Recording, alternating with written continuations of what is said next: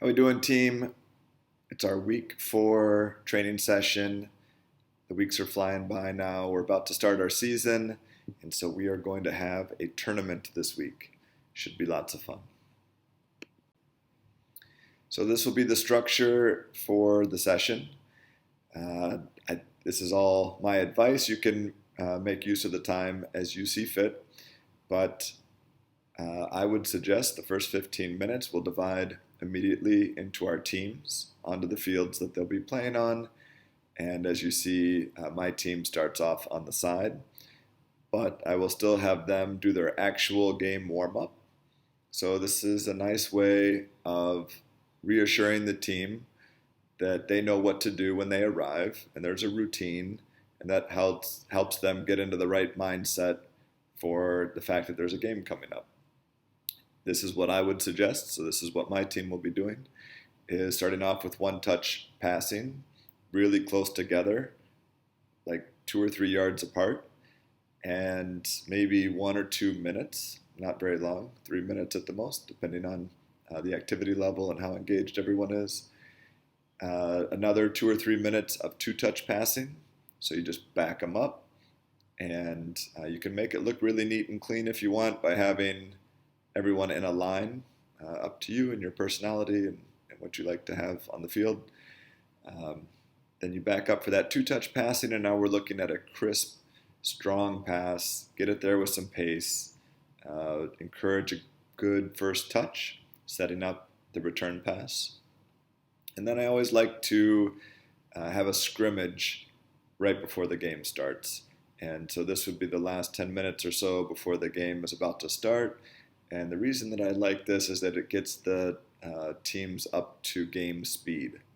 So it is a change of pace when you're going through, passing or shooting or different kind of drill activities to being under pressure from a defender, trying to connect a pass, trying to take somebody on the dribble, all in the mindset or the context of a game. And so I think a scrimmage, half the team in pennies, half the team wearing their jerseys, and you set up a little field. Usually I use about the penalty box size. Try to stay out of the penalty box if you can to maintain the grass in that area. And that's what I enjoy doing. So that's what I would suggest to people that are looking for some ideas. But again, you're welcome to use any kind of warm-up that you see fit. From there, we will have 2 games going on. So we have 5 teams at this combined age group. And so one team will be sitting out. That'll be my team first. And we will have Lavelle versus Force. I hope I spelled Lavelle correct there. I didn't look it up yet. And the Mist will be playing the Rockets on field 2. So we'll call field 1 the field that we normally start on, and field 2 is the perpendicular one to the right of it or to the west of it. We'll have a 5-minute water and rotation. That's pretty much just going to be the amount of time it takes them to have a drink of water, get to the next field, and start the game.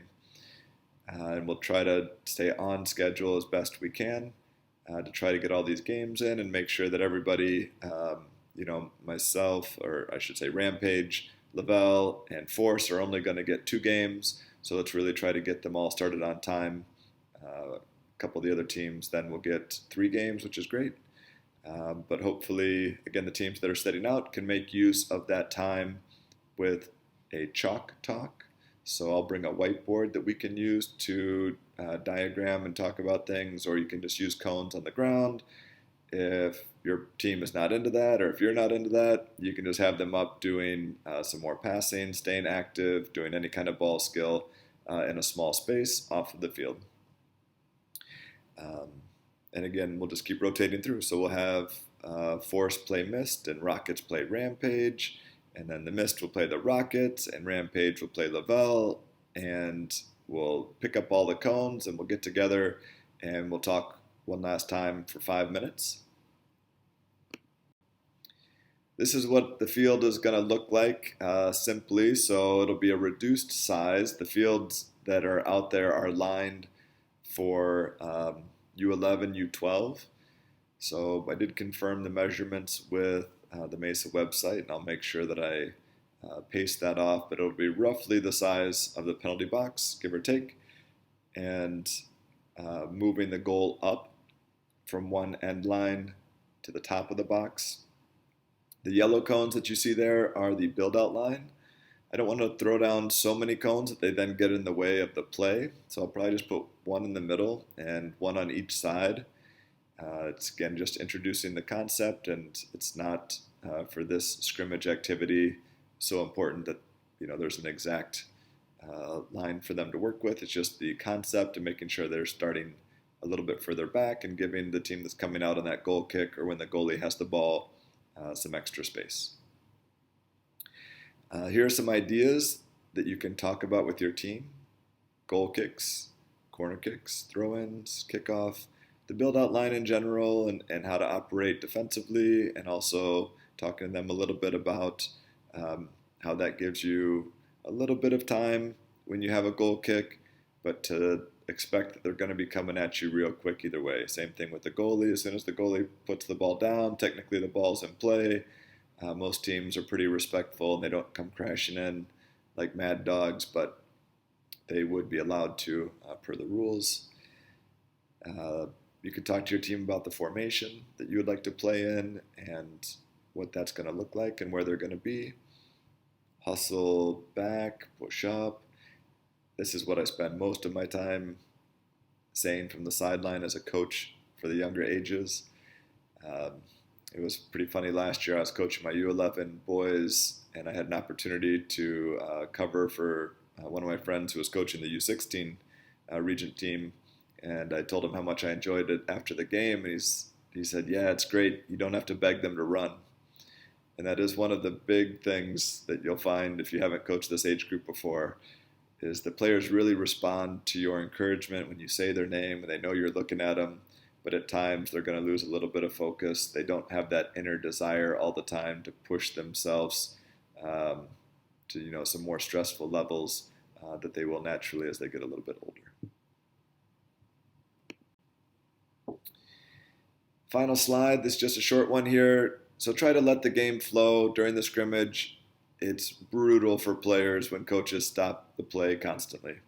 The games are only 15 minutes long, so that's going to go by really fast. Try to choose what you want to coach and how you're going to be involved in the game. So if a player makes a bad throw-in, let's not have them do it again and spend a lot of time talking about it. If you want to talk to them one-on-one, I think that makes sense. If you want to talk to your team during the water breaks or before or after at your next team practice, I think that's a better use of time. So try not to stop the games as much as you can. The couple points that I think I will try to address with my team will be goal kicks. So that might be one where I'm really asking specifically for player A to pass to player B. And I'm telling player B where they should be. Goal kicks are kind of an important part just to get the message across, to get the ball away from the middle of the field. Again, coaches, if you've been at this age group before, it's a classic. You beg them to kick it to the outside. Inevitably, they're going to kick it right down the middle. So just really trying our best to reinforce that message, give them someone to pass to, and try to build a little bit of a rhythm for your team on what that goal kick's going to look like. And they can always expect, hopefully, a player between them and the sideline to kick it straight towards the sideline. And if you have more questions about this, I'm happy to tell you what my team's doing and exactly what that looks like. Obviously, during the course of our games, we can discuss what the two teams are doing as well. And then spacing and playing your position. So to me, this is a difficult concept, so I'm just going to offer encouragement to players who do not have the ball. I think that's another important aspect of coaching, is try not to tell the player with the ball what to do. You should spend your time coaching all the other players. So let the player who has the ball make their choices. Talk to everybody else about where they should be. So both in attack, how are they supporting? How are they calling for the ball? And then in defense, again, what does their positioning look like? Are they recovering back? Are they behind the ball? Are they pinched to the middle? So a lot that we can encourage them, but again, I would avoid harassing, I would say, the player with the ball and what they should do with it. Just let them be, let them make their choices. And then above all, make sure you are having fun. If you're having fun, if you're smiling, if you're laughing, if you're cheering for great plays and laughing about silly mistakes or other silly things that happen, the girls are going to have a lot more fun too.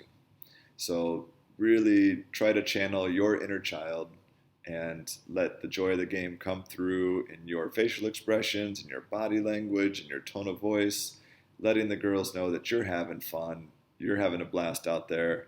You hope they are too. Lots of high fives, lots of silliness, and when possible, again, offering those coaching points in a way that is going to be well received by these players and is appropriate for the time and place for this little tournament that we've put together. Hopefully that's helpful. I'll be able to answer any more questions at the start of the training session, and I look forward to seeing everyone tomorrow night. Have a good night.